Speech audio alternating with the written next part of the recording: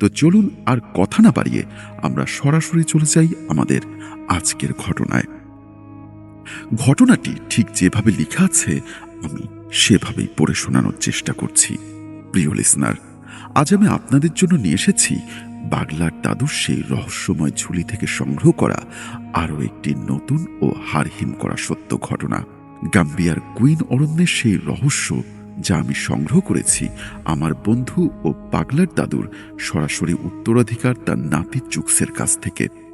চুকসের বয়ানে এটি কেবল একটি সাধারণ ঘটনা নয়, বরং এটি আফ্রিকার আদিম তান্ত্রিক জগতের এক অজানা অধ্যায়।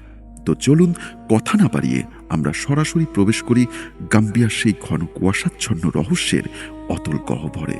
সেদিন সারাদিনের ডিউটি শেষ হয়েছে তখন মাত্র। সকাল থেকে যে দৌড়ঝাঁপ শুরু হয়েছিল তার ইতি টেনে শারজা আল নাহাদা 2 সেই পরিচিত পার্কিং লটটায় এসে বসেছি। মরুভূমির তপ্ত হাওয়া তখন কিছুটা নরম হয়ে এসেছে, কিন্তু বাতাসের ধুলোর একটা হালকা আস্তরণ তখন রয়ে গেছে। দিনের আলো নিভে গিয়ে সন্ধ্যার অন্ধকার মাত্র ঘনীভূত হয়েছে। হাতে প্লাস্টিকের কাপে করা তিতকুটে ব্ল্যাক কফি। আমার সাথে বসে আছেন আমার নাইজেরিয়ান ববি ভাই ও বন্ধু চুকস। আমাদের 3 জনের চোখের কোণেই ক্লান্তির ছাপ স্পষ্ট, কিন্তু এই সন্ধ্যার আড্ডাই আমাদের সব ক্লান্তি দূর করার মহা ঔষধ। ববি ভাই কফিতে চুমুক দিয়ে আকাশের দিকে তাকিয়ে কি যেন ভাবছিলেন। তার চোখ অস্বাভাবিক রকমের শান্ত ছিল। হঠাৎ চোখ হুট করে কফির কাপটা নামিয়ে রেখে সরাসরি আমার চোখের দিকে তাকিয়ে বলল, মেহেদি, তুমি তো অনেক ভয়ের গল্প শোনো, কিন্তু তুমি কি জানো পৃথিবীতে এমন এক বাজার আছে যেখানে মানুষ যায় অভাব মেটাতে, কিন্তু ফিরে আসে এক জীবন্ত লাশ হয়ে? ওর গলার স্বরে এমন এক গম্ভীর্য ছিল যে মুহূর্তের মধ্যেই আমার সমস্ত ক্লান্তি উড়ে গেল। আমি কিছুটা চমকে ওর দিকে তাকালাম। চুকসের কণ্ঠস্বর তখন ফিসফিসে হয়ে এসেছে। সে নিচু স্বরে বলল, স্প্রিট মার্কেট। নামটা শোনা মাত্রই আমার পাশে বসে থাকা 60 ঊর্ধ্ব বাপি ভাইয়ের শরীরটা কুঁচকে গেল। নাইজেরিয়ার অনেক গোপন তান্ত্রিক ও কাল্ট সম্পর্কে বাপি ভাইয়ের অনেক জানাশোনা আছে, কিন্তু এই নামটা শুনে ওনার চোখ দুটো মুহূর্তেই ছোট হয়ে এলো। উনি অত্যন্ত গম্ভীর গলায় বলে উঠলেন, ও ইয়েস, স্প্রিট মার্কেট। ওটা logic, fails and shadow rule, don't go deep into psychological trap. Bobby ভাইয়ের এই সতর্কবার্তা শুনে পার্কিং লটের সেই শান্তকালীন শান্ত পরিবেশটা যেন হঠাৎ ভারী হয়ে উঠল, কিন্তু চোখ থামল না। ও ঠোঁটের কোণে একটা রহস্যময় হাসি ঝুলিয়ে রেখে বলল, গাম্বিয়ার কাসামান্সের জঙ্গলের গহীনে প্রতি 100 বছর পর পর এই বাজার বসে। এটা আমাদের জগতের কোনো জায়গা নয়, এক অন্য মাত্রা। সেখানে টাকা চলে না মেহেদি, সেখানে অন্য কিছু সওদা করতে হয়। পার্কিং লটের নিয়ম। আলোর মাঝে চুকসের সেই ফিসফিসে কথাগুলো আমার কানে যেন এক অচেনা জগতের হাতছানি দিচ্ছিল, যা শুনে এই কর্মের ভেতরেও আমার শরীর দ্বারা দিয়ে একটা ঠান্ডা ভৌতিক স্রোত বয়ে গেল। চুকস যা বলতে শুরু করেছিলেন তা কোনো সাধারণ কল্পনা নয়, বরং 2000 সালের গাম্বিয়ার এক তান্ত্রিক অন্ধকারের ইতিহাসের শুরু। তখন চারিদিকের এই সন্ধ্যাটা যেন হঠাৎ করেই আরো ঘন হয়ে এলো। আজকের মূল ঘটনা শুরু করার আগে চলুন কিছু অজানা রহস্যময় দিক সম্পর্কে জানাই। ও বলতে শুরু করলো সেই জায়গাটির কথা যেখানে মানুষ গেলে নিজের ছায়া হয়ে ফেরে। গাম্বিয়ার দক্ষিণে কাসামান্স, সেখানে প্রকৃতি কেবল গাছপালা নয়, বরং এক আদিম জীবন্ত সত্তা। সেখানে বাতাস থমকে থাকে। কাসামান্সের গহীনে এমন কিছু এলাকা আছে যাকে স্থানীয়রা বলে পবিত্র অরণ্য। চুলাজন জাতির বিশ্বাস অনুযায়ী এই বনের প্রতিটি প্রাচীন সিল্ক, কটন আর বাওবার গাছের নিচে বাস করেন বাকেন বা শক্তিশালী আত্মারা। উল্লেখ্য, চুগস জাতিগতভাবে চোলা। যাই হোক, বনের এই অংশে কোনো পাখির ডাক নেই, কোনো বন্য প্রাণীর শব্দ নেই। সেখানে বাতাস বয় না, বরং তা কোনো এক অদৃশ্য শক্তির চাপে স্থির হয়ে থাকে। আপনি যদি সেই বনের গভীরে পা রাখেন, আপনার মনে হবে আপনি কোনো এক বিশাল জেলখানায় ঢুকে পড়েছেন, যেখানে সময় নিজেই বন্দী হয়ে আছে। চোখের বর্ণনায় উঠে এলো এক অদ্ভুত তত্ত্ব। ও বলল, জিনেদের ওই জগৎ বা স্প্রিট মার্কেটে সময়ের কোনো ব্যাকরণ নেই। আমাদের জগতের দিনরাত সেখানে অর্থহীন, সেখানে ঘড়ির কাঁটা ঘোরে না। জোনাদের তান্ত্রিকেরা বিশ্বাস করেন ওই জগতের একদিন আমাদের জগতের মাসের সমান বা তারও বেশি হতে পারে। আপনি যখন সেই বনের ওই বিশেষ সীমানা পার করবেন, আপনি দেখবেন গাছের পাতা থেকে ঝরতে থাকা বৃষ্টির ফোঁটা মাঝে মাঝেই ঝুলে আছে, কিংবা উড়ন্ত কোনো পোকা বাতাসের বুকে স্থির হয়ে আছে। সেখানকার সময় প্রবাহমান নয়, সময় সেখানে জমাটবদ্ধ, বরফের মধ্যে স্থির। 100 বছর পর পর যখন এই অরণ্যের হৃৎপিণ্ডে সেই স্প্রিট মার্কেট বা খাম্বানি বসে, তখন সেখানে ভিড় জমে শুধু ছায়াদের। সেখানে কোনো কেনা বেচা হয় না।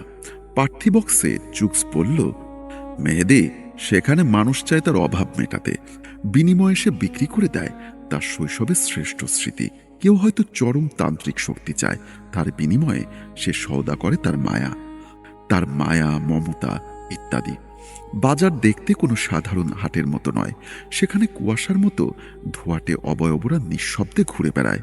সেখানে কোনো শব্দ নেই, শুধু এক ধরনের উচ্চ কম্পন বা হামিং সাউন্ড পাওয়া যায়, যা সাধারণ মানুষের কান সহ্য করতে পারে না।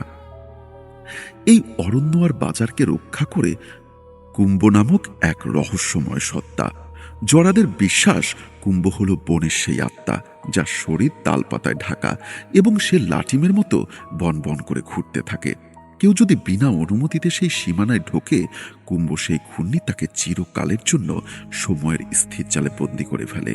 সেই সন্ধ্যায় চুক্স যখন কাসামান্সের জঙ্গলের বর্ণনা দিচ্ছিল, তখন আমার মনে পড়ে গেল আমার শোনা আগের কিছু ঘটনা। সেখানে কুম্ভকে দেখেছিলাম একটা উৎসবের আয়োজন হিসাবে, যা তান্ত্রিকেরা কালো জাদুর মাধ্যমে সম্পন্ন করে। কিন্তু চুক্সের কথা শুনে আজ এক নতুন সত্যের মুখোমুখি হলাম। আমি তাকে বললাম, কুম্ভ, হ্যাঁ, তুমি তো একবার আমাকে বলেছিলে সেটা তো তোমাদের ওখানে উৎসবের মতো। চুক্স গম্ভীর স্বরে বলতে লাগলো, মেহেদি, তুমি উৎসবে যে কুম্ভকে দেখেছ, আর আমি তোমাকে যেটা বলেছিলাম সেটি আসলে একটি ছায়া মাত্র। মানুষ যখন কালো জাদুর মাধ্যমে কুম্ভকে আহ্বান করে, তারা আসলে সেই আদিম সত্তার প্রতি সম্মান জানায়। কিন্তু বাস্তবিক অর্থে কুম্ভ কোনো সাধারণ মুখোশধারী নৃত্যশিল্পী নয়। এটি হলো কাসামান্সের সেই অরণ্যের গ্র্যান্ডমাস্টার বা প্রধান আধ্যাত্মিক সত্তা। আমি কৌতূহল হয়ে জিজ্ঞাসা করলাম, আর তার মানে ওই তালপাতার বিভিন্ন খড়কুটো দিয়ে বানানো কুম্ভ, যেটা কোনো মানুষ ছাড়া ঘন্টার পর ঘন্টা নাচে, সেটা আসল কুম্ভ না? আমার কথা শেষ হবার আগেই চুক্স এক রহস্যময় হাসি দিয়ে আমার দিকে ঝুঁকে পড়ল। সে বলল, কুম্ভ হলো এমন এক সত্তা যার কোনো শরীর নেই। এটি অরণ্যের পুঞ্জীভূত শক্তি এবং তান্ত্রিক বাতাসের একটি মিশ্রণ। উৎসবে যখন মানুষ কুম্ভ তৈরি করে আর সেটা নাচে, তখন সেগুলো আসলে ওই শক্তির একটা রূপক চিত্র হিসাবে। হ্যাঁ, আমি আমার দাদুর কাছে শুনেছি কুম্ভ ওই তালপাতা দিয়ে বানানো ঝাড়ুর মতো একটা আকার ধারণ করে।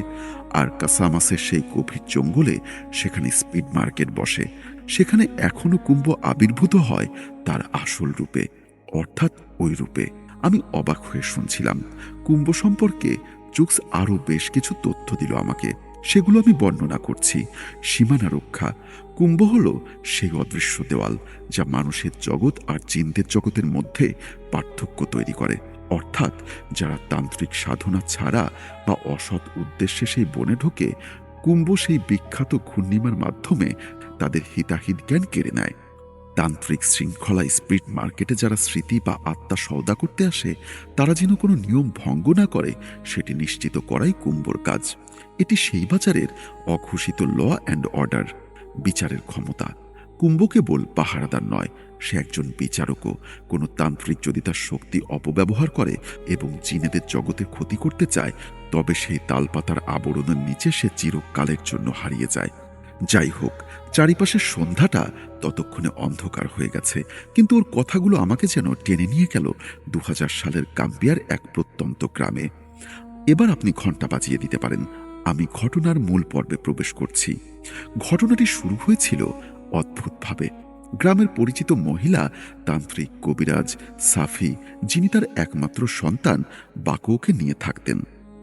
গ্রামের পরিচিত মহিলা তান্ত্রিক কবিরাজ সাফি, যিনি তার একমাত্র সন্তান বাকুয়াকে নিয়ে থাকতেন, তিনি হঠাৎ এক সকালে বদলে গেলেন। প্রতিবেশীরা চিৎকার শুনে দৌড়ে গিয়ে দেখল এক বীভৎস দৃশ্য। সাফি তার নিজের 8-9 বছরের সন্তানকে ঘরের মধ্যে বেঁধে একটি ভারী কাঠের টুকরো দিয়ে বেধড়ক পেটাচ্ছেন। বাকাত্তের আর্তনাদে আকাশ বাতাস ভারী হয়ে উঠছিল, কিন্তু সাফির মুখে কোনো বিকার নেই। ওর চোখ দুটো ছিল বরফের মতো শক্ত আর শীতল।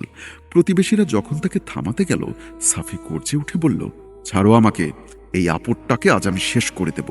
এটা আমার সন্তান না, এক জঘন্য বেড়াল। ততক্ষণে সাফি বাকাওয়ের শরীরের বেশ কিছু হাড় ভেঙে গুড়িয়ে দিয়েছেন। সাফির মতো একজন মা, যিনি বাকাওয়ের জন্য একসময় প্রাণ দিতে পারতেন, তার এই আকস্মিক পরিবর্তন গ্রামবাসীর কাছে ছিল অকল্পনীয়। সাফির এমন অমানবিক আচরণ মুহূর্তের ভেতর দাবানলের মতো ছড়িয়ে পড়ল পুরো গ্রামবাসীর মধ্যে। কিছুক্ষণের মধ্যেই গ্রামের বড় গাছের নিচে উঁচু কাঠের মাচা বা পান্তাবাদে বিচার সভা বসল। গ্রামের প্রধান আলকালো বা মোরল গম্ভীর মুখে বসে আছেন। চারিপাশে উত্তেজিত গ্রামবাসী চিৎকার করছে, সাফি ডাইনি হয়ে গেছে, ওকে জীবিত পুড়িয়ে মারো, ও নিজের রক্ত চুষে খেয়েছে। একটা বিষয় বলে রাখা ভালো, স্থানীয় প্রচলিত আইন অনুযায়ী ডাইনি বা পিশাচ সাব্যস্ত হলে তাকে জনসম্মুখে পুড়িয়ে মারার প্রথা তখনও অনেক আদিম এলাকায় কার্যকর ছিল। বিশেষ করে আমাদের এই জোলা জনগোষ্ঠীর ভেতর এটা বিদ্যমান। গ্রামের মোড়ল হলো স্থানীয় সরকার। যাই হোক, সাফিকে দড়ি দিয়ে বেঁধে রাখা হয়েছে। তার চুলগুলো এলোমেলো, সারা গায়ে ধুলোবালি, কিন্তু তবু তার চোখে কোনো ভয় নেই। ও বারবার একটা কথাই বলছে, আমার কোনো সন্তান নেই, এই পঙ্গু আবর্জনাটাকে আমি চিনি না। ঠিক তখনই ভিড় ঠেলে সামনে এসে দাঁড়ালেন আমার পাগলার দাদু এবং তার ছায়াসঙ্গী লালা দাদু। জুলা জনপদের এই তান্ত্রিক জুটিকে এলাকার সবাই এক নামে চেনে এবং শ্রদ্ধা করে। বাগলার দাদুর পণ্যে আফ্রিকান ঐতিহ্যবাহী ঢিলে ঢালা তান্ত্রিক জুব্বা, গলায় 7 স্তরের রক্ষা কবচ, আর চোখে এক গম্ভীর পর্যবেক্ষণের বৃষ্টি। বাগলার দাদু সাফির সামনে গিয়ে দাঁড়ালেন। সাফি উন্মাদের মতো হাসল, কিন্তু বাগলার দাদু যখন তার চোখের দিকে তীক্ষ্ণভাবে তাকালেন, সাফি মুহূর্তের জন্য কুঁকড়ে গেল। বাগলার দাদু লক্ষ্য করলেন সাফির মনের ভেতর কোনো প্রতিবিন্দু নেই। সাধারণ মানুষের চোখের দিকে তাকালে নিজের ছায়া দেখা যায়, কিন্তু সাফির চোখ ছিল এক গভীর অন্ধকারের গহ্বরের মতো।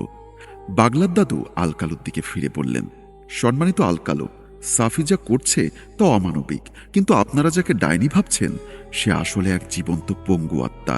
সাফির শরীরটা এখানে আছে, কিন্তু ওর ভেতরে সাফি নেই। আলকালো ভ্রুকুচকে বললেন, বাগলার, তুমি কি বলতে চাও?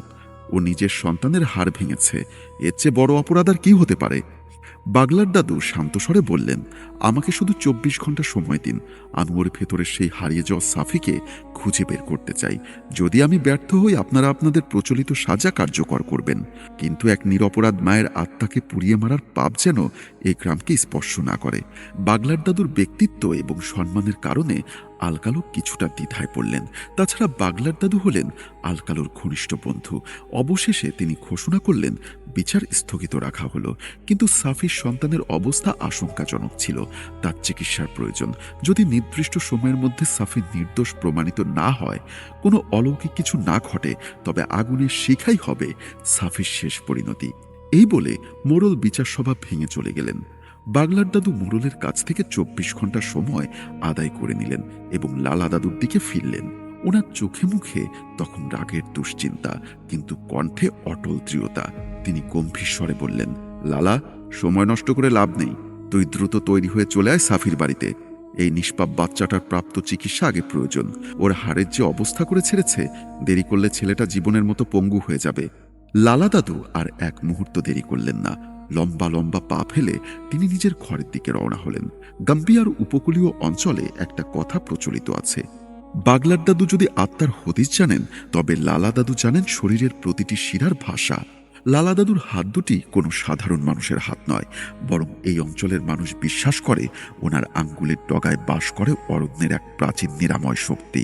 হাত জোড়া দেবার কাজে লালা দাদুর খ্যাতি বাওবাব গাছের শিকড়ের মতোই গভীর আর বিস্তৃত। বনের দুর্লভ শিকড় মাকড়, লতাপাতা আরও বিভিন্ন উপকরণের সাথে মন্ত্রপুত তান্ত্রিক তেল আর নিজের তান্ত্রিক শক্তির সংমিশ্রণে তিনি এমন সব অসাধ্য সাধন করেছেন যা আধুনিক বিজ্ঞানের কাছেও বিষময়। এই বিশেষ বিদ্যায় তিনি এমনকি বাগলার দাদুর চেয়েও কয়েক গুণ বেশি অভিজ্ঞ এবং পারদর্শী। লালা দাদু যখন সাফির বাড়ির আঙিনায় এসে পৌঁছলেন, ওনার কাঁধে ঝুলছে সেই পুরনো চামড়ার ঝোলা। ওই ঝোলার ভেতরেই আছে হাড় জোড়া দেওয়ার সেই গোপন তান্ত্রিক উপকরণ। বাড়ির ভেতরে ঢুকতেই বাগলার দাদুর এই যন্ত্রণায় কাতর গঙ্গানি ওনার কানে এলো। লালা দাদু কোনো কথা না বলে নিজের হাতের তালু ঘষতে শুরু করলেন। অদ্ভুত ব্যাপার হলো, ঘর্ষণের ফলে ওনার হাত থেকে এক ধরনের হালকা ধোঁয়া আর তপ্ত তাপ বের হতে লাগলো। বাগলার দাদু পাশে এসে দাঁড়ালেন। তিনি জানেন, যতক্ষণ লালা বাকুয়ের পাশে আছে ততক্ষণ শরীর নিয়ে কোনো ভাবনা নেই। এখন ওনার কাজ হলো সাফির সেই হারিয়ে যাওয়া সত্তাকে খুঁজে বের করা। লালা দাদু দুঃশান্ত চোখে বাকুয়াকে একবার দেখে নিলেন, তারপর উবুর হয়ে বসে নিজের কাঁধের ছোলা থেকে একটি ছোট্ট মাটির পাত্র বের করলেন। পাত্রের ভেতরে ঘন কালচে এক ধরনের তেল, যার উদ্ভট গন্ধে ঘরটা ভরে গেছে। চুক্স কফিতে শেষ চুমুক দিয়ে বলতে লাগলো, মেহেদি, আমাদের চোলা সম্প্রদায়ের হাড় জোড়া লাগানোর সেই প্রাচীন পদ্ধতিটি সাধারণ কোনো কবিরাজি নয়। লালা দাদু প্রথমে বাকুয়ের শরীরের ভাঙা জায়গাগুলোতে মন্ত্রপুত সেই তেল মালিশ করতে শুরু করলেন। সেই তেলটা তৈরি হয় বাউবাব গাছের নির্যাস আর এক বিশেষ আফ্রিকান লতা দিয়ে, যাকে স্থানীয়রা বলে হাড়জোড়া লতা। চুক্স আবার ঘটনায় ফেরত গেলেন। লালা দাদু মন্ত্র পড়তে বাকাওয়ের শরীরের উপর হাত বোলাচ্ছিলেন।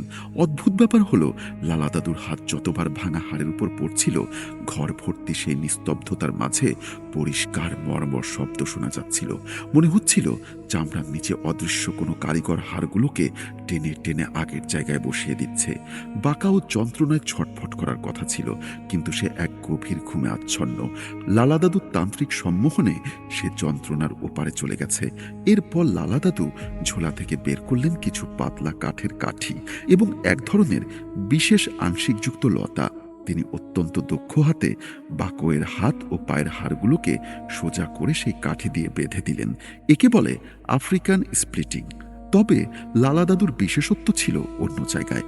তিনি একটি ছোট্ট পাত্রে সামান্য আগুন জ্বালিয়ে তাতে কিছু শুকনো গুঁড়ো মশলা ছিটিয়ে দিলেন। ঘরটা মুহূর্তেই একটা নীলচে ধোঁয়ায় ভরে গেল। বাগলার দাদু এতক্ষণে একপাশে পাথরের মূর্তির মতো বসে সব দেখছিলেন। হঠাৎ তিনি বলে উঠলেন, লালা, বাকোয়ের শরীরের হাড় তুই জোড়া লাগিয়ে দিবি জানি, কিন্তু ওর ভেতরের ভয়টা কে কাটাবে? সাফি যখন ওকে মারছিল, বাঁকা শুধু ব্যথা পায়নি, ওর মায়ের চোখের ভেতরে এক বিশাল শূন্যতা দেখেছে। সেই শূন্যতা ওকে ধীরে ধীরে শেষ করে দিচ্ছে। লালা দাদু কাজ থামিয়ে বাগলার দাদুর দিকে তাকালেন। ওনার কপালে ঘাম। তিনি বললেন, হে বাগলার, সাফির ভেতরে কিছু একটা আছে, না হলে কেউ নিজের সন্তানকে এভাবে পেটাতে পারে না। বাগলার দাদু উঠে দাঁড়ালেন। রহস্যের জ্বর যে কতটা গভীরে সেটা তিনি টের পাচ্ছেন। তিনি দৃঢ় কণ্ঠে বললেন, লালা, আজ সন্ধ্যায় আমাকে আসনে বসতে হবে। আগামীকাল সকালের ভেতর যদি মোড়লকে পেছনের রহস্যটা বলতে না পারি, তবে সাফিকে আর বাঁচানো যাবে না। গ্রামবাসী ওকে পুড়িয়ে মারবে আর ছেলেটা এতিম হয়ে যাবে। এখন আসল রহস্যটা বলি, সাফি কিন্তু কোনো বিবি ইউসুফ মা ছিলেন না। এই ধ্বংসলীলা শুরু হয়েছিল 3 দিন আগে। 3 দিন আগে এক সকালে সাফি ঘুম থেকে উঠে বাঁকাকে দেখে চমকে ওঠে। ও নিজের ছেলেকে চিনতে পারছিল না। ওর মনে হচ্ছিল বাঁকা কোনো চোর যে তার ঘরে চুরি করতে ঢুকেছে। ও বাঁকাকে ঘর থেকে তাড়িয়ে দেয়। ছেলেটা প্রথমে অনেক চেষ্টা করে তার মায়ের সাথে কথা বলার জন্য, কিন্তু সে বারবার ব্যর্থ হয়ে অবশেষে তার প্রতিবেশীদের জানালে তারা ভেবেছিল মা হয়তো রেগে গিয়ে এমন করছে। কিন্তু এই 3 দিন সাফি এক মুহূর্তের জন্য বাঁকাকে নিজের সন্তান বলে স্বীকার করেনি। এই 3 দিনে মা সাফি তার সন্তানকে একটা আপদ মনে করে কি কি করেছে সেই অংশটুকু আমি এড়িয়ে যাচ্ছি। কিন্তু বাঁকাও কোথায় যাবে? সে তার মায়ের আশেপাশে ঘুরতে থাকে। মা সাফি যখন ছেলেটাকে তাড়াতে ব্যর্থ হয়, তখন মনে প্রচণ্ড আক্রোশ জন্মায়। আর সেই আক্রোশ থেকেই সে বাঁকাকে পঙ্গু করে দিয়েছে। আসলে সাফির সাথে কি হয়েছিল সেটা এখন জানতে পারবো। যাই হোক, সেদিন সন্ধ্যায় বাগলার দাদুর কবিরাজি আর তান্ত্রিক সাধনার সেই কুঁড়ে ঘরটি এক অদ্ভুত গম্ভীর্যে থমথম হয়ে উঠেছিল। ঘরের চারিদিকে জ্বলছিল ধূপ, আর যার ভেতরে ধোয়া কুণ্ডলি পাকিয়ে সাপের মতো ছাদের দিকে ফনা তুলেছিল। লণ্ঠনের ম্লানালয় 2 বন্ধুর ছায়া ঘরের দেওয়ালে মূর্তির মতো কাঁপছিল।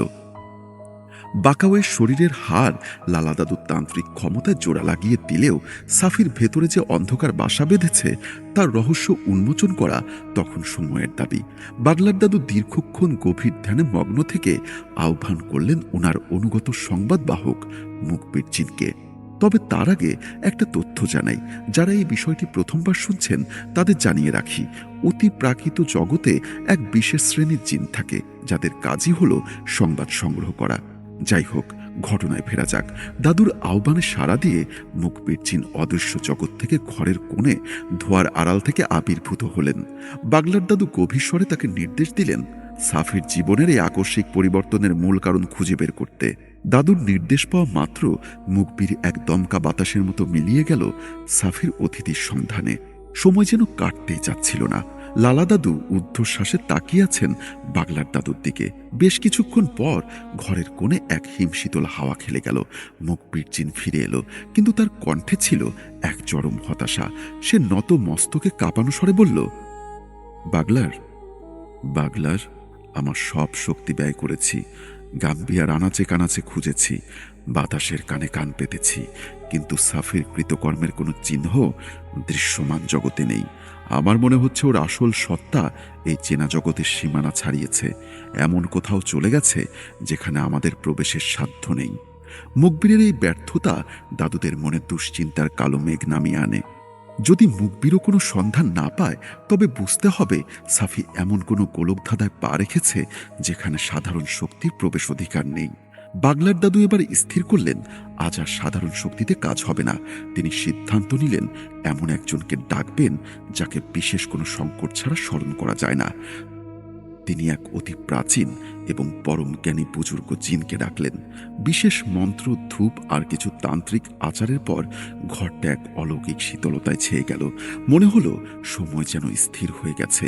এরপর ঘর জুড়ে প্রতিধ্বনিত হলো এক ভারী গভীর কণ্ঠস্বর। বুজুর্গ জিন আবির্ভূত হলেন, পুরো বিষয়টা শান্তভাবে শুনলেন। কিছুক্ষণ নীরব থেকে তিনি এক হাহাকার ভরা স্বরে বললেন, শোনো বাগলার, মুখবির কেন কোনো খবর দিতে পারেনি তা আমি বুঝতে পারছি। সাফি কোনো অভিজ্ঞতান্ত্রিক ছিল না। তন্ত্রবিদ্যায় সে ছিল নেহাতি কাঁচা। অভাবের তাড়নায় হোক বা কোনো গোপন লালসায় সে এক ভয়ঙ্কর ঝুঁকি নিয়ে ফেলেছিল। সে তার শোল বা তান্ত্রিক আত্মাকে শরীর থেকে আলাদা করে সেই কাসামানসের জঙ্গলে নিয়ে গেছিল সওদা করতে। বুজুর্গ জিন একটু থামলেন, যেন পরিস্থিতিটা আরো গভীরভাবে পর্যবেক্ষণ করছেন। এরপর তিনি যোগ করলেন, সাফি সেখানে গিয়েছিল সওদা করতে ঠিকই, কিন্তু নিজের কক্ষে শুয়ে সে যখন তার আত্মাকে চালনা করছিল তখন সে তার উপর পূর্ণ নিয়ন্ত্রণ রাখতে ব্যর্থ হয়। সে জানত না যে এই নিষিদ্ধ স্পিরিট মার্কেট তার জন্য কি পরিণতি রেখেছে। ওই বাজারে যেই গেছে সেই লোভ আর মায়ার এক গোলক ধাঁধায় পড়েছে। সাফি নিজের অজান্তেই তার সবচাইতে দামি সম্পদ, তার সন্তানের স্মৃতি বিক্রি করে দিয়ে এসেছে। আর এ কারণেই সে আজ বাকাউকে নিজের সন্তান বলে চিনতে পারছে না।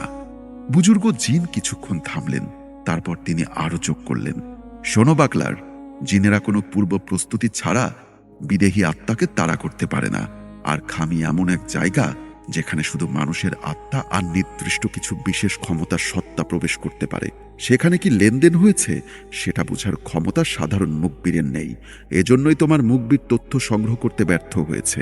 সাফির মাতৃত্বের স্মৃতি এখন সেই বাজারের এক অশুভ সওদাগরের কাছে বন্দী। সে তার আত্মা নিয়ে ফিরে এলেও প্রাণীর সেই অমূল্য অংশটুকু ওখানেই ফেলে এসেছে। সবকিছু বলার পর বুজুর্গ জিন দাদুদের কিছু পরামর্শ দিয়ে অদৃশ্য হয়ে যান। কি সেই পরামর্শ সেটা পরে বলছি। যাই হোক, রহস্যের জট এখন খুলল। তখন রাত আরো গভীর হয়েছে। হাতে সময় মাত্র কয়েক ঘন্টা। আগামীকাল সকালে যদি মোড়লের বিচার সভার আগে সাফির সে বিক্রি করে দেওয়া স্মৃতি ফিরিয়ে আনা না যায়, তবে এক নিরপরাধ মায়ের করুণ মৃত্যু কেউ আটকাতে পারবে না। সেই রাতের পরে গাম্বিয়ার সকালটি ছিল অসহ্য তপ্ত আর কুমোট। গ্রামের প্রকাণ্ড সিল্ক কটন গাছের নিচে বসেছে বিচার সভা। চারিদিকে ক্ষিপ্ত জনতা, তাদের হাতে লাঠি, চোখে জ্বলন্ত ক্রোধ।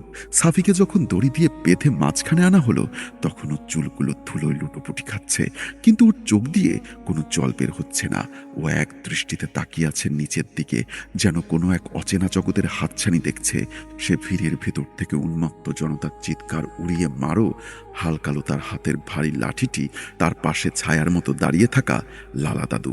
লালা দাদুর তীক্ষ্ণ পর্যবেক্ষণী দৃষ্টি ভিড়ের প্রতিটি মানুষের নারীর স্পন্দন যেন মাপছে। বাগলার দাদু আলকালোর দিকে ফিরে তাকালেন। তার কণ্ঠস্বর পুরো চত্বরকে নিস্তব্ধ করে দিল।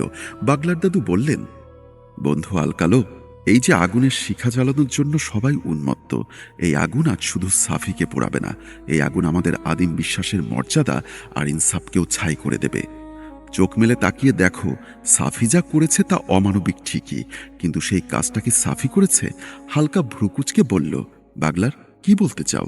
সারা গ্রাম দেখেছে নিজের কোলের সন্তানকে ও কিভাবে পঙ্গু করেছে। ওর ঘর থেকে আর্তনাদ এসেছে, ও একটা ডাইনি। এর চাইতে বড় আর কি প্রমাণ চাও? বাগলার দাদু বললেন, ডাইনি আর আক্রান্ত হওয়ার মধ্যে পার্থক্য আছে আলকালো। আমি সাফির চোখের ভেতর যেমন কোনো পিশাচ নয়, বরং এক বিশাল কৃষ্ণ গভীর দেখতে পাচ্ছি। সেখানে প্রাণ নেই, মায়া নেই, এমনকি ওর মাতৃত্বের স্মৃতিটুকুও নেই। ও এক জীবন্ত লাশ মাত্র। ওর মাতৃত্বের স্মৃতি আজ এখানে নেই বন্ধু। সেটা বন্দী হয়েছে কাসামান্সের সেই কোম্পানি বা স্প্রিট মার্কেটে। স্প্রিট মার্কেটের নাম শোনা মাত্র পুরো ভিড়ে হঠাৎ ফিসফিসানি শুরু করল। আলকালু নিজেও কিছুটা সিটিয়ে গেলেন। তিনি জানতেন ওই নিষিদ্ধ জগতের কথা শোনা মাত্রই আত্মার সিতারা দিয়ে হিমস্রোত বয়ে যায়। আলকেলো বললেন, তার মানে তুমি কি বলতে চাও? সাফি সওদা করেছে, কিন্তু কেন? কিসের জন্য তার এত বড় ত্যাগ? আলকালো, সেই প্রশ্নের উত্তর খুঁজতেই আমার সময় প্রয়োজন। আমি সাফির ভেতরের সেই মাটাকে আবার ফিরিয়ে আনতে চাই। সাফির চোখ আজ আয়নার মতো শূন্য, কারণ ওর ভেতরের আসল মানুষটি ওই মায়াবাজারে তার মাতৃত্ব বিক্রি করে এসেছে। দয়া করে আমাকে শুধু 4টা দিন সময় দাও।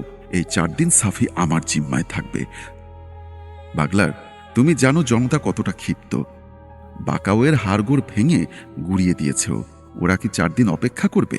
ওদের হয়ে আমি গ্যারান্টি দিচ্ছি, যদি আজ ভুল বিচার করো তবে আমাদের বিবেক আমাদের কোনো দিন ক্ষমা করবে না।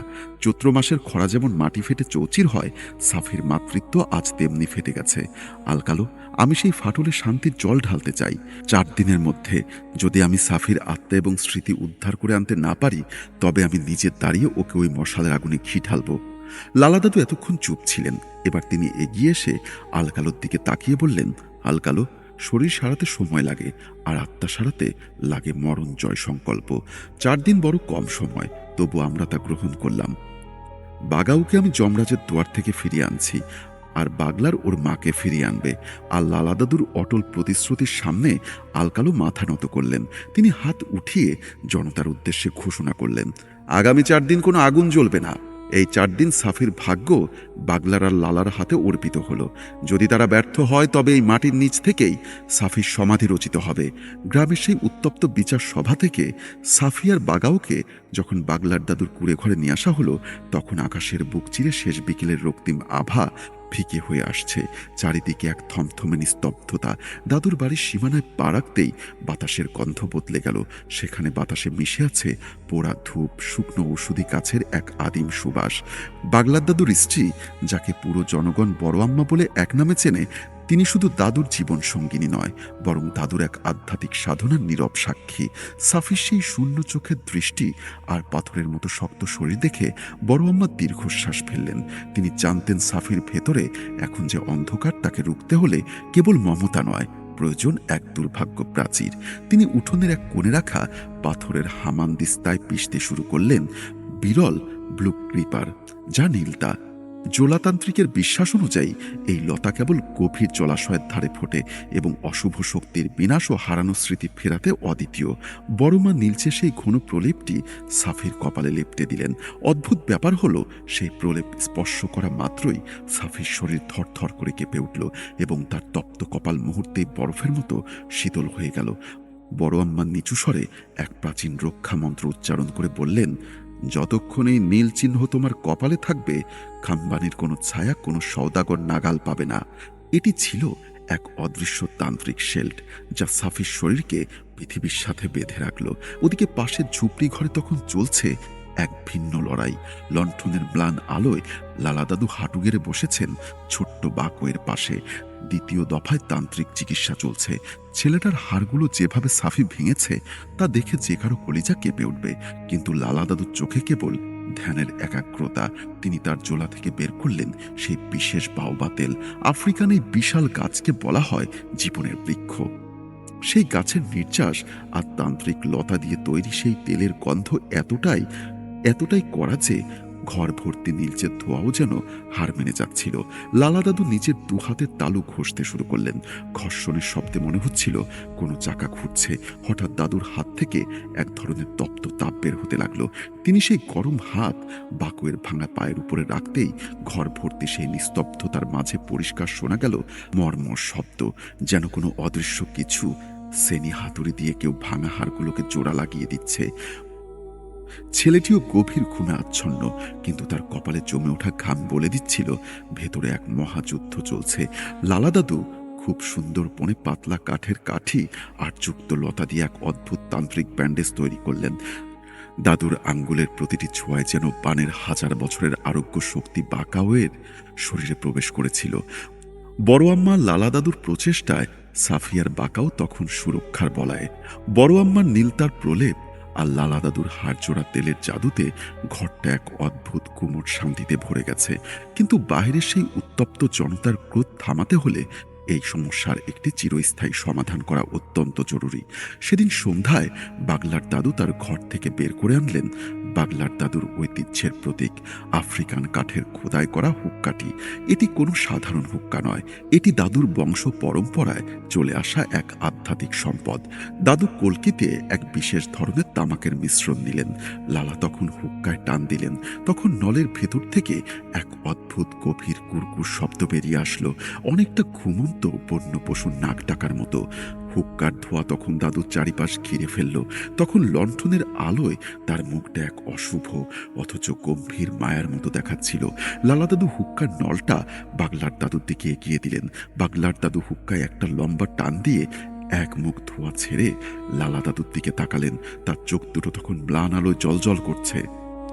বাগলার দাদু বললেন, বুজুর্গ জিন ঠিকই বলেছিল লালা, ওই স্থির সময়ের স্প্রিট মার্কেট বা খাম্বানিতে এখনো প্রবেশ করার সময় আছে। ওদের জগতের এক মুহূর্ত আমাদের জগতের এক মাসের সমান। সাফি তার মাতৃত্ব ওখানে সওদা করে এসেছে 3 দিন আগে, কিন্তু খামির হিসেবে সওদাগরের হাতের তালু থেকে সেই স্মৃতির উত্তাপ এখনো কমেনি। লালা দাদু কিছুক্ষণ চুপ করে রইলেন, তারপর গম্ভীর গলায় বললেন, কিন্তু বাগলার, কুম্ভকে ফাঁকি দেওয়া কোনো সহজ কাজ নয়। তাছাড়া তার অনুমতি ছাড়া প্রবেশ করাও যাবে না। কুম্ভ শুধু বনের পাহারাদার নয়, সে হলো জিনেদের জগতের অঘোষিত ল অ্যান্ড অর্ডার। ও সেই ঘূর্ণর ভেতরে যদি একবার আমাদের রুহানিয়াত্মা বাসল ভেসে যায়, তাহলে কি উপায় আছে? বাগলার দাদু হুক্কার নলে আবারও একবার টান দিলেন। ধোঁয়ার কুয়াশার আড়াল থেকে তার কণ্ঠস্বর শোনা গেল, উপায় একটা আছে লালা, তুই হয়তো ভুলে যাচ্ছিস আমাদের পূর্বপুরুষেরা কিভাবে আত্মা চালান করত। তবে আমার বিশ্বাস কুম্ভ আমাদের আটকাবে না। বাগলার দাদু লালা দাদুকে এমন এক পদ্ধতির কথা বললেন যা কেবল সর্বোচ্চ স্তরের তোলাতান্ত্রিকেরা জানতেন। একে বলা হয় তড়িৎতন্ত্র বা অস্ট্রল অঙ্গর পদ্ধতি। এই পদ্ধতিতে দাদুরা তাদের আত্মাকে শরীর থেকে আলাদা করলেও একটি সূক্ষ্ম আধ্যাত্মিক রজ্জু বা সুতো দিয়ে শরীরের সাথে যুক্ত রাখবেন। প্রবেশের পরে যদি কোনো বিপদ হয়, তবে তার আগেই এই পদ্ধতির মাধ্যমে নিজেদের আত্মা নিঙ্কিনাঙ্কা বা দত্তছায়ার আড়ালে তারা লুকিয়ে ফেলবেন। অর্থাৎ তারা যেন বিপদ বুঝতে পারলে পালাতে সক্ষম হন। তাদের শরীর কুড়ে ঘরে শুয়ে থাকবে, তবে এই প্রক্রিয়ার মাধ্যমে ঘুমন্ত অবস্থায় তাদের শরীরে আত্মার উপর পূর্ণ নিয়ন্ত্রণ রাখবে। লালা দাদু বাগলার দাদুর পরিকল্পনা শুনে শিউরে উঠলেন। দাদু বললেন, আমাদের শরীর এখানে ঘুমোবে, কিন্তু আত্মা থাকবে সেই নিষিদ্ধ বাজারে। যদি বিপদে পড়ি, তবে নির্দিষ্ট সময়ের আগেই আমাদের ফিরে আসতে হবে। তা না হলে আমাদের আত্মা চিরকাল খাম্বানির দেওয়ালে প্রতিচ্ছবি হয়ে বন্দী থাকবে। বাগলার দাদু একটা দীর্ঘশ্বাস নিয়ে হুক্কার আগুন নিভিয়ে ফেললেন। তিনি বললেন, ভরসা রাখ লালা, আমাদের এই অলৌকিক যাত্রায় স্বয়ং সৃষ্টিকর্তা আমাদের সাথে থাকবেন। শুধু মনের শক্তিটুকু ধরে রাখ। লালা দাদু মাথা নাড়ালেন। পরামর্শ শেষ হতে হতে রাত প্রায় শেষ প্রহর। সে রাতে বড় আম্মা সাফি ও তার সন্তানদের পাহারায় থাকলেন। ওদিকে বাগলার দাদু আর লালা দাদু কুড়ে ঘরে গিয়ে পাশাপাশি মাদুরে শুয়ে পড়ে প্রাচীন মন্ত্র পাঠ করতে শুরু করলেন। ধীরে ধীরে দুই বৃদ্ধের শ্বাস প্রশ্বাস ধীর হয়ে এলো। বাহিরের বাতাসে শোষ শব্দ আর নিঃশ্বাসের প্রতিধ্বনি মিশে এক মায়াবী পরিবেশ তৈরি হলো। ঠিক সেই মুহূর্তে দুই দাদুর নিথর শরীর পড়ে থাকলেও তাদের আধ্যাত্মিক আত্মা এক প্রবল বেগে কাসামান্সের সেই নিষিদ্ধ জঙ্গলের দিকে যাত্রা শুরু করলো। কাসামান্সের সেই পবিত্র অরণ্য যার সীমানায় যখন দাদুদের রুহানি আত্মা পৌঁছালো, তখন সেখানে সময়ের কোনো ব্যাকরণ নেই। বনের প্রবেশপথটি যেন এক মহাজাগতিক স্থির চিত্র। বনের প্রবেশ পথে দাদুরা দেখলেন এক অদ্ভুত দৃশ্য। একটি উড়ন্ত মৌমাছি বাতাসের বুকে স্থির হয়ে আছে। তার ডানাগুলো ঝাপটানোর ঠিক মাঝামাঝি অবস্থায় থমকে গেছে, যেন কোনো মহাজাগতিক কোনো বোতাম টিপে বিশ্ব চরাচরকে পজ করে দিয়েছে। গাছের পাতা থেকে ঝরতে থাকা বৃষ্টির শেষ ফোঁটাটি মাটির ঠিক ইঞ্চিখানি মাসখানেক উপরে শূন্যে ঝুলে আছে, যেখানে কোনো বাতাস নেই, কোনো পতঙ্গের গুনগুন নেই, আছে কেবল এক কান ফাটানো নিস্তব্ধতা। দাদুদের ছায়া সুরে যখন সেই অদৃশ্য সীমানা পার হতে যাবে, তখনই বনের গভীর অন্ধকার থেকে এক প্রচণ্ড ঘূর্ণি বাতাসের আওয়াজ ভেসে এলো। সেই শব্দ কোনো সাধারণ বাতাসের নয়, মনে হচ্ছিল হাজার হাজার শুকনো লতাপাতা একসঙ্গে ঘষা খাচ্ছে। মুহূর্তের মধ্যে বনের ধূলিকণা আর শুকনো পাতা কুণ্ডলি পাকিয়ে এক বিশাল অবয়ব ধারণ করল। তালপাতার আবরণে ঢাকা সেই বিশাল শরীরটি লাঠিমের মতো বনবন করে ঘুরছে। সেই ঘূর্ণি এতই শক্তিশালী ছিল যে দাদুদের রুহানি আত্মা ছিন্ন ভিন্ন হবার উপক্রম হলো। মনে হলো এক বিশাল আধ্যাত্মিক ব্লেন্ডারের সামনে তারা দাঁড়িয়ে আছে। কুম্ভ শরীর থেকে নির্গত হওয়া সেই আদিম তান্ত্রিক গর্জন বনের ওই স্থির হয়ে থাকা পাতাগুলোকে থরথর করে কাঁপিয়ে দিচ্ছিল। কুম্ভর সেই ঘূর্ণি দাদুদের ঠিক হাতখানিক দূরে এসে হঠাৎ স্তম্ভ হয়ে গেল। কোনো মানুষ নয়, যেন খোদ অরণ্য কথা বলে উঠল। এক গম্ভীর যান্ত্রিক অথচ অতি প্রাকৃত কণ্ঠস্বর চারিদিকে প্রতিধ্বনিত হলো। কার অনুমতিতে তোমরা এই নিষিদ্ধ সীমানায় পা রেখেছ? এই অরণ্যের প্রতিটি ধূলিকণা আমার পাহারায়। তোমরা কি জানো না, এখানে বিনা অনুমতিতে প্রবেশের মূল্য কেবল চিরস্থায়ী মৃত্যু? বাগলার দাদু বিন্দুমাত্র ভয় না পেয়ে তার রুহানি সত্তার সমস্ত তেজ একত্র করলেন। তিনি শান্ত কণ্ঠে বললেন, হে মহাকুম্ভ, কাসামাজের এই পবিত্র অরণ্যের চিরন্তন রক্ষক, আমরা এখানে কোনো ব্যক্তিগত লালসা, তান্ত্রিক বা শক্তি বা সওদা করতে আসিনি। আমরা এসেছি একটি নিষ্পাপ শিশুর ভবিষ্যৎ আর এক জননীর মাতৃত্ব রক্ষা করতে। অভাবের তাড়নায় আর শয়তানের প্ররোচনায় এক মাতা শ্রেষ্ঠ সম্পদ, তার সন্তানের স্মৃতি এই বাজারে বন্ধক রেখে গেছে। আমরা সেই হারানো মাকে ফিরিয়ে নিতে এসেছি। যদি ইনসাফ আপনার ধর্ম হয়, তবে আমাদের পথ ছেড়ে দিন। গুপ্ত কিছুক্ষণ নিশ্চল হয়ে রইল। তার সেই তালপাতার আবরণের নিচ থেকে একজোড়া জল করা আগুনের গোলার মতো চোখ দাদুদের পর্যবেক্ষণ করল। দাদুর নিঃস্বার্থ সংকল্প আর তাদের আত্মার পবিত্রতা কুম্ভ আদিম চেতনাকে স্পর্শ করল। কুম্ভ সেই রক্ষক কণ্ঠস্বর এবার কিছুটা নরম হয়ে এলো। কুম্ভ বলল, থাম্বানি বা স্প্রিট মার্কেট থেকে কিছু ফিরিয়ে নেওয়া মানে এই জগতের আদিম নিয়মের বিরুদ্ধে যাওয়া। সওদাগরেরা তাদের শিকার সহজে ছাড়ে না। তবে তোমাদের সাহসের প্রতিদান আমি দেব। আমি তোমাদের এই উজ্জ্বল রুহানি আত্মাকে এক বিশেষ মায়াবী কুয়াশায় ঢেকে দিচ্ছি, যাতে ওই দ্রুত সওদাগরেরা তোমাদের আসল পরিচয় বা তোমাদের আসল উদ্দেশ্য বুঝতে না পারে। এই বলে কুম্ভ এক অদ্ভুত মন্ত্রপুত ফু দিল। সাথে সাথে দাদুরা অনুভব করলেন এক হিমশীতল স্রোত তাদের অস্তিত্বের ভেতর দিয়ে বয়ে যাচ্ছে। মুহূর্তের মধ্যে দাদুদের উজ্জ্বল আত্মা রূপান্তরিত হলো ছায়াতে। তারা এখন আর সাধারণ আত্মা নন, তারা এখন খাম্বানির একজন ছায়াকতা। কুম্ভ অদৃশ্য হওয়ার আগে শেষবার সতর্ক করে দিয়ে বলল, মনে রেখো, যতক্ষণ তোমরা এই বাজারের ভেতরে থাকবে, নিজেদের অস্তিত্বের কথা ভুলে যেও না। যদি একবার ওই সওদাগরেরা তোমাদের আসল উদ্দেশ্য টের পায়, তবে তোমাদের ছায়া চিরকালের জন্য ওই বাজারের দেওয়ালে ছবি হয়ে বন্দী হয়ে থাকবে। তোমাদের শরীর তখন কবরে যাবার আগেই পৌঁছে যাবে। কুম্ভ মিলিয়ে যাবার সাথে সাথেই বনের গভীর থেকে এক উচ্চ কম্পনের হামিং সাউন্ড ভেসে আসতে লাগলো। দাদুরা বুঝলেন শিকারী তার জাল বিছিয়ে বসে আছে। তারা নিঃশব্দে সেই শব্দের উৎস অর্থাৎ স্প্রিট মার্কেটের তরুণের দিকে এগোতে লাগলেন। প্রিয় লিসনার, আপনাদের বোঝার সুবিধার্থে বলি, মূলত এই জঙ্গল অথবা এই খাম্বানি মার্কেটে প্রবেশ করার আগে অবশ্যই কুম্ভকে কনসেপ্ট করতে হয়। দাদুরা সেই প্রক্রিয়া মাত্র শুরু করলেন। যাই হোক, কুম্ভর দেওয়া সেই মায়াবী কুয়াশার আবরণে ঢাকা পড়ে বাগলার দাদু আর লালা দাদু পা রাখলেন স্প্রিট মার্কেটের তরুণে। সেখানে পা রাখা মাত্রই দাদুরা অনুভব করলেন এক অদ্ভুত ভারহীনতা। চারিদিকে কুয়াশার মতো ধোঁয়াটে অবয়বগুলো ঘোরাফেরা করছে। সেখানে কোনো কেনাবেচার হাকডাক নেই, বরং বাতাসে ভেসে বেড়াচ্ছে এক বিচিত্র হামিং সাউন্ড, যা সরাসরি মগজে গিয়ে আঘাত করে। বাজারের স্টলগুলো কোনো কাঠ বা টিন দিয়ে তৈরি নয়, সেগুলো যেন জমাটবদ্ধ অন্ধকারের একটি খণ্ড। একটি স্টলে দেখা গেল কাচের বয়মে বন্দি মানুষের অস্ফুট আর্তনাদ। অন্যদিকে সাজানো আছে কারো শৈশবের প্রথম বৃষ্টির ঘ্রাণ। আর ঠিক মাঝখানে একটি বিশাল গাছের শেকড়ের উপর বসে আছে সেই রহস্যময় সওদাগর। তার কোনো অবয়ব নেই, শুধু চাদরের মতো কালো ধোঁয়ার ভেতর থেকে দুটো লম্বাটে হাত বেরিয়ে আছে। ওই হাতের আঙ্গুলগুলো সরু সুতোর মতো লম্বা, যা দিয়ে সে বাতাসের বুক থেকে মানুষের স্মৃতি বনে। বাগলার দাদু লালা দাদুকে ইশারায় সতর্ক করলেন। দাদু জানতেন এখানে সরাসরি আক্রমণ মানেই ধ্বংস। এদিকে বাগলার দাদুর কুঁড়ে ঘরের সেই নিস্তব্ধতা হঠাৎ এক আদিম কম্পনে কেঁপে উঠল। পাশাপাশি মাদুরে শুয়ে থাকা দুই তান্ত্রিকের নিথর দেহ তখন যেন মাটির কাঠামো, কিন্তু বাগলার দাদুর জরাজীর্ণ ঠোঁট হঠাৎ এক অলৌকিক কম্পনে নড়ে উঠল। শুরু হলো সেই গুরুমন্ত্র পাঠ। কোনো সাধারণ মানুষের স্বর নয়, মনে হচ্ছিল হাজার বছরের পুরনো কোনো অরণ্য যেন বাতাসের ফিসফিসানিতে তান্ত্রিক ভাষায় রূপ দিচ্ছে। সেই মন্ত্রের প্রতিটি অক্ষর কুঁড়ে ঘরের বাঁশের চটা আর মাটির দেওয়ালে ধাক্কা খেয়ে এক অদ্ভুত উচ্চ কম্পন বা জেনারেশন তৈরি করলো, বা রেজোনেন্স তৈরি করলো। সেই আওয়াজ যেন ঘরের ভেতরে জমে থাকা ধূপের নীলচে ধোঁয়াকে সাপের মতো কুণ্ডুলি পাকিয়ে নাচাতে শুরু করলো। সেই মন্ত্রের তেজ কেবল সেই ঘরের মধ্যেই সীমাবদ্ধ থাকলো না, দাদুর শরীর থেকে বেরিয়ে আসা সেই অদৃশ্য তড়িৎ তম্ব বা আধ্যাত্মিক সুতো বেয়ে সেই শক্তি বিদ্যুৎ গতিতে ছুটে চলল কাসামান্সের সেই অরণ্যের পানে। মাইলের পর মাইল দূরত্ব, সবকিছু যেন এক পলকে তুচ্ছ হয়ে গেল। ওদিকে খাম্বানি বা স্প্রিট মার্কেটের সেই হিমশীতল ধূসরতায় দাঁড়িয়ে থাকা বাগলার দাদুর রুহানি আত্মা, যেটা ছায়ার রূপ নিয়েছে, সেটা এক প্রচণ্ড রুদ্র তেজে বলিয়ানা হয়ে উঠল। বাগলার দাদু অনুভব করলেন তার পার্থিব দেহ থেকে প্রেরিত সেই মন্ত্রের শক্তি তার ছায়া শরীরের প্রতিটি কোষে এক অলৌকিক জ্যোতি ছড়িয়ে দিচ্ছে।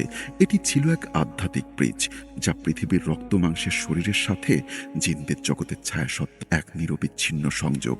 ঠিক সেই মুহূর্তে সওদাগরের সেই ধোঁয়াটে অবয়বের সামনে দাঁড়িয়ে বাগলার দাদু শুরু করলেন তার চূড়ান্ত মায়া মায়া জাদুর খেলা।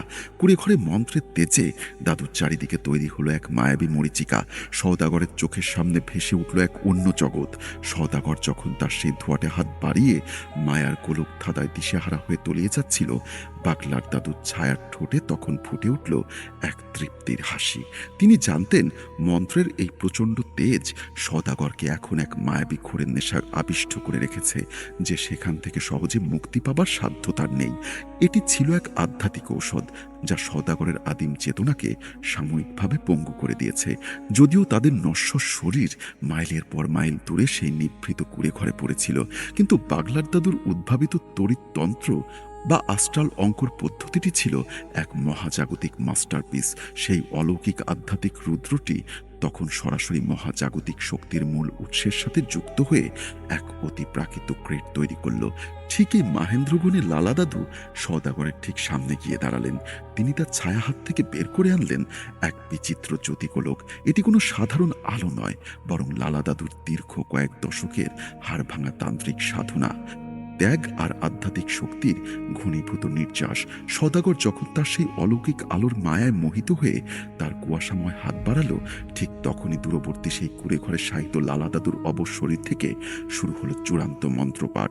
সেই মন্ত্রের প্রতিটি কম্পন অস্ট্রল অঙ্কের সেতু বন্ধন ধেয়ে এক প্রচণ্ড জলোচ্ছ্বাসের মতো আছড়ে পড়ল স্প্রিট মার্কেটে। লালা দাদুর ছায়া শরীর থেকে এক লোহময় নির্গত হতে লাগলো, এমন এক তীব্র অলৌকিক শক্তি যা সওদাগরের অতি প্রাকৃত দৃষ্টিকে সম্পূর্ণ বন্ধ করে দিল। দাদুরা ঠিক এই মুহূর্তের জন্যই দীর্ঘক্ষণ অপেক্ষা করেছিলেন। বাগলার দাদু এবার তার পূর্ণ তান্ত্রিক শক্তি প্রয়োগ করে খাম্বানি বাই স্প্রিট মার্কেটের প্রবাহমান সময়কে মুহূর্তের জন্য স্থবির ও মন্থর করে দিলেন। বাজারের সেই জমাটবদ্ধ সময়ের ফাটল দিয়ে সওদাগর টেরও পেল না যে তার চোখের পলক ফেলার আগেই তার সবচাইতে দামি সওদাটি হাতছাড়া হয়ে যাচ্ছে। বাগলার দাদু যখন তার মায়াজাদুর মরিচিকায় সওদাগরকে আচ্ছন্ন করে রেখেছেন, তখন লালা দাদুর ছায়া নিঃশব্দে সওদাগরের সেই আধ্যাত্মিক আস্তানার পেছনে ঢুকে পড়ল। লালা দাদুর ছায়া চোখ জোলাতান্ত্রিক বিশেষ দৃষ্টিশক্তিতে বলিয়ান, যা দিয়ে তিনি কোনো বস্তুর শরীরের বদলে তার ভেতরে থাকা প্রাণের স্পন্দন বা শক্তির আভা দেখতে পান। তিনি হন্যে হয়ে খুঁজতে লাগলেন সাফির সেই হারিয়ে যাওয়া মাতৃত্বের সারসত্তা। হঠাৎ তার আধ্যাত্মিক নজরে এলো একটি ধোঁয়াটে তাকের উপরে জমাটবদ্ধ এক টুকরো নীল কুয়াশা। সেই কুয়াশার কুণ্ডলী যেন এক অদ্ভুত ছন্দে কাঁপছে। বাগলার দাদু তখন তীক্ষ্ণ চোখে তাকালেন, দেখলেন সেই ঘূর্ণীয়মান ধোঁয়ার ভেতরে ক্ষণে ক্ষণে ভেসে উঠছে একটি ছোট্ট বাচ্চার প্রতিচ্ছবি। এটাই সেই স্মৃতি, কিন্তু সেই স্মৃতির ধোঁয়াকে ঘিরে রেখেছে নিঙ্কি নাঙ্কা বা দত্ত ছায়াদের এক দুর্ভেদ্য বাহারা। সেই অশুভ ছায়াগুলো সাপের মতো আঁকাবাঁকা হয়ে স্মৃতির কুণ্ডলীকে রক্ষা করছে। লালা দাদু জানতেন এখানে কোনো জাগতিক স্পর্শ চলবে না। সামান্য আধ্যাত্মিক বিচ্যুতি ঘটলেই সারা বাজারে রুহানি সংকেত বেজে উঠবে। কিন্তু লালা দাদু জানতেন কুড়ে ঘরে যতক্ষণ মন্ত্রপাঠ চলছে ততক্ষণ তাকে শনাক্ত করার ক্ষমতা কারো নেই। এবার দাদু তার রুহানি হাত দুটো সামনে বাড়িয়ে সাফির সন্তানদের সেই স্মৃতিটুকু তুলে নিলেন। কোনো পাথর বা গাছ নয়, বরং এক মুঠো জ্যান্ত ধোঁয়া। তিনি পাগলার দাদুর সামনে এসে চোখের ইশারায় বললেন, পাগলার পালাও, সওদাগর আমাদের উদ্দেশ্য ধরে ফেলার আগেই পালাতে হবে। আর তখনই দাদুদের রুহানি আত্মা বা ছায়া সাফির সন্তানদের স্মৃতি নিয়ে সেই স্থান ত্যাগ করেছেন। ঠিক সেই মুহূর্তেই সওদাগর বাগলার দাদুর মায়া জাদুর সেই সম্মোহন চিরে বাস্তবে ফিরে এলো। দাদুর সেই মায়াবী তেজ তখন ফিকে হয়ে এসেছে। সওদাগর মুহূর্তেই বুঝতে পারল তার সবচাইতে দুর্লভ সওদাটি হাতছাড়া হয়ে গেছে। তার সেই বিশাল ধোয়া অবয়ব থেকে এক বিভৎস আকাশ ফাটানো চিৎকার খাম্বানির প্রতিটি জমাটবদ্ধ ছায়াকে জাগ্রত করে তুলল। লালা দাদু স্মৃতির সেই নীল ধোঁয়াকে নিজের অস্তিত্বের সাথে গেঁথে নিয়ে বাগলার দাদুর সাথে ছুটতে ছুটতে চিৎকার করে উঠলেন, বাগলার কিছু করো, আমাদের ছায়া আত্মাবন্দী হওয়ার আগে। লালা দাদুর সেই রুদ্ধশ্বাস আরতি যখন খাম্বানির স্থির বাতাসে প্রতিধ্বনিত হলো, বাগলার দাদু তখন নিজের সমস্ত রুহানি শক্তিকে সংহত করলেন। দাদু জানতেন সওদাগরের এই আকাশ ফাটানো চিৎকার আসলে এক সংকেত, যা বাজারের প্রতিটি কোণ থেকে অশুভ আত্মাদের জাগ্রত করছে। দাদু চিৎকার করে উঠলেন, লালা, স্মৃতিটাকে তোর অস্তিত্বের গভীরে লুকিয়ে ফেল। আজ কাসামান্সের এই মাটি সাক্ষী থাকবে জুলাতান্ত্রিকের তেজ সওদাগরের চুরির চেয়েও অনেক বড়। এদিকে সেই নিভৃত কুড়ে ঘরের পরিবেশ তখন এক অলৌকিক রণক্ষেত্রে পরিণত হয়েছে। মাদুরে শায়িত দুই দাদুর দেহ থেকে নির্গত হওয়া সেই মন্ত্রপাঠের ধ্বনি ক্রমশই আরো গভীর, আরো ভারী হয়ে উঠল। সেই সুর আর কোনো মানুষের কণ্ঠ বলে মনে হচ্ছে না, মনে হচ্ছিল যেন খোদ আফ্রিকান প্রাচীন কোনো অরণ্য তার হাজার বছরের গুরু রহস্য উগরে দিচ্ছে। ঘরের কোণে জমে থাকা ধূপের ধোঁয়াগুলো তখন আর এলোমেলো নয়, বরং এক অদৃশ্য আদেশে দাদুদের শরীরের চারিপাশে এক দুর্ভেদ্য বলয় তৈরি করেছে। সেই তান্ত্রিক কম্পন এতটাই তীব্র ছিল যে খাম্বানি বা স্প্রিট মার্কেটের কোনো অন্ধকার শক্তি, এমনকি খোঁজে ধূর্ত ছায়ার সওদাগরও আর দাদুদের রুহানি আত্মাকে সেখানে এক মুহূর্তের জন্য আটকাতে পারল না। দাদুদের সেই মহাজাগতিক সুদ শক্তিতে ডুম্বুর সেই শক্তির টানে দাদুরা যখন ছায়ার জগৎ থেকে পৃথিবীতে পা বাড়ালেন, তখন তাদের পেছনে পড়ে রইল সওদাগরের ব্যর্থ আস্ফালন। কিন্তু এক অদ্ভুত কাণ্ড ঘটে গেছিল। সময়ের হিসাবে জিনেদের জগতে সেই কয়েক মুহূর্তের লড়াইয়ে পৃথিবীর ঘড়িতে তখন পার হয়ে গেছে দীর্ঘ 2 রাত আর 2 দিন। বাহিরে তখন বিচারের শেষ মুহূর্ত ঘনিয়ে এসেছে। সময় অনুযায়ী আগামীকাল বিচারে বসবে আর সাফিকে জীবন্ত পুড়িয়ে মারা হবে। ঠিক সেই সন্ধিক্ষণে ঘরের ভেতর এক দীর্ঘ নিঃশ্বাস ত্যাগের শব্দ পাওয়া গেল। দাদুদের নিথর শরীরের ভেতর প্রাণ ফিরে এলো এক প্রচণ্ড ঝটকায়। বাগলার দাদু আর লালা দাদু যখন চোখ মেললেন, তখন দেখলেন বড় আম্মা তাদের পাশে বসে বাতাস করছেন। তাদের চুল এলোমেলো, সারা গা ঘামে ভেজা, কিন্তু চোখে এক মরণজয়ী দীপ্তি। বাগলার দাদু বড় আম্মাকে জিজ্ঞাসা করলেন, সাফি আর তার ছেলে কোথায়? বড় আম্মা দাদুকে ইশারায় দেখিয়ে দিলেন। বাগলার দাদু ও লালা দাদু যখন কুড়ে ঘর থেকে বাইরে এসে সাফির সামনে গিয়ে দাঁড়ালেন, দাদুরা দেখতে পেলেন সাফি তার স্মৃতি ফিরে পেয়েছে। তিনি তার ব্যান্ডেজ বাঁধা ছোট্ট বাঁকাউকে জড়িয়ে ধরে আছে, যাকে সে নিজের হাতে পঙ্গু করেছিলেন। সাফির বুক চিরে আকাশ ফাটানো আর্তনাদে বেরিয়ে আসছে, শুধু বাঁকা, আমার মানিক। সাফি বারবার উন্মাদিনের মতো বাঁকা হয়েকে নিজের বুকের সাথে লেপটে ধরছে। তার গলার সেই বাঁধনহারা কান্না আর মমতার স্পর্শ দাদুদের চোখে পানি এনে দিল। যেই মা নিজের সন্তানকে চিনতে না পেরে পঙ্গু করে দিয়েছিল, আজ সেই মাই তার চোখের জল ফেলছে, সন্তানের ক্ষতগুলো ধুয়ে দিচ্ছে। সেদিন সেই অলৌকিক এক যাত্রা শেষ করে বাগলার দাদু আর লালা দাদু আকাশের দিকে তাকিয়ে মনে মনে সৃষ্টিকর্তাকে ধন্যবাদ দিলেন। খাম্বানির সেই অন্ধকার সওদা আজ এক জননীর মমতার কাছে পরাজিত হলো। তারপর গ্রামবাসী আলকালোর স্বামী, তখন উন্মত্ত আলকালো একটা দীর্ঘশ্বাস ফেলে বললেন, বাগলার ও লালা, তোমরা শুধু সাফিকে নয়, আমাদের গোটা গ্রামের ইনসাফকে বাঁচিয়ে দিলে। কথা শেষ করে একটা লম্বা দম নিল। সার্চের সেই পার্কিং লটে এখন অন্ধকার আর নিস্তব্ধতা একাকার হয়ে গেছে।